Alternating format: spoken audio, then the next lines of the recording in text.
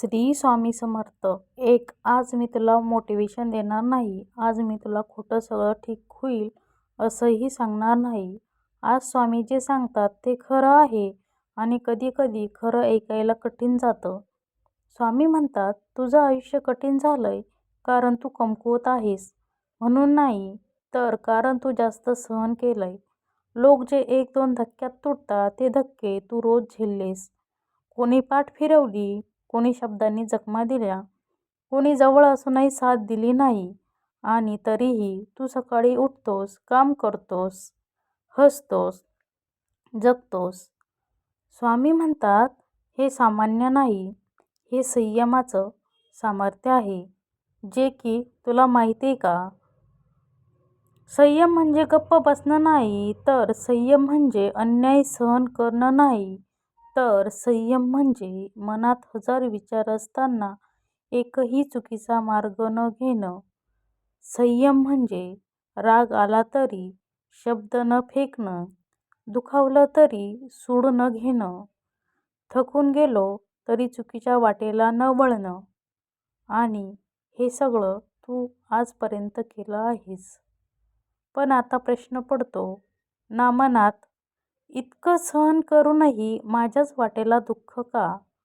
स्वामी म्हणतात, कारण काही लोकांना सुख देण्याआधी देव त्यांना घडवतो. कच्च्या मातीला थेट देव्हाऱ्यात ठेवत नाहीत, ती भाजावी लागते. तडे जातात, ताप सहन करावा लागतो. पण एकदा का ती घडली की तिला कोणी तोडू शकत नाही. आज तू त्या अवस्थेत आहेस, जिथे मन म्हणतं, बस झालं, अजून किती?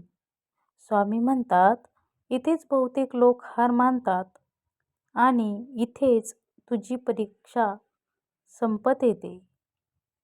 कारण देव कधीही अर्धवट सोडत नाही, तो शेवटपर्यंत पाहतो.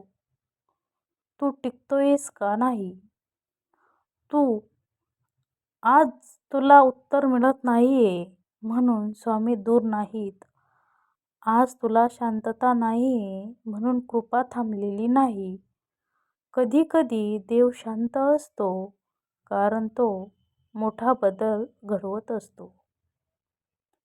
स्वामी म्हणतात, थोडं अजून थांब, कारण जो बदल तुला हवा आहे तो जवळ आहे, पण वेळेआधी दिसत नाही.